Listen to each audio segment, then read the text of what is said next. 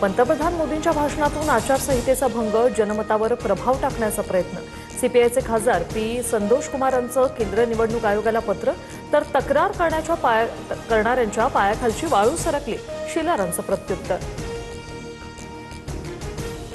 महिला आरक्षण विधेयकाच्या समर्थनार्थ महायुती रस्त्यावर येणार. 21 एप्रिल रोजी भव्य मोर्चाचं आयोजन. जामोरी मैदान ते वरळी डोंग दरम्यान मोर्चा काढला जाणार.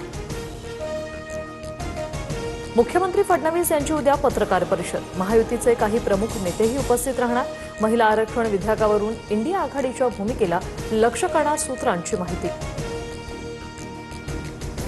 मराठी न येणाऱ्या तरुणावर म्हाडाचे उपाध्यक्ष संजीव जयस्वाल संतापले. तू घुसखोर असशील तर तुला इथूनच उचलून घेऊन जाईल.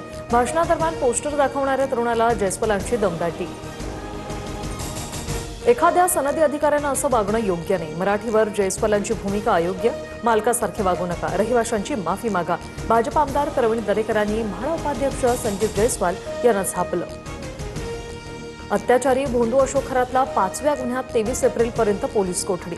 खरातचा डिलीट मोबाईल डेटा रिकव्हर. पुरावे नष्ट करण्यासाठी चॅट्स, फोटो, व्हिडिओ डिलीट केले होते. संगमनेरमधील भोंदू राजेंद्र गडगेच्या दत्तधाम आश्रमाची पोलिसांकडून झाडाझडती. अनेक औषधं जप्त. पंचनाम्यानंतर आश्रम सील, तर यज्ञ करणं गुन्हा नाही. गडगेचा पोलिसांसमोर कांगावा. यवतमाळच्या राळेगावमधील बेपत्ता मुलीच्या प्रकरणात संशयित आरोपी मझहर कुरेशीच्या घरावर बुलडोझर. या प्रकरणात 6 महिन्यात 34 आदिवासी मुली बेपत्ता. ऑडिओ क्लिप व्हायरल झाल्यानंतर हा प्रकार उघडकीस.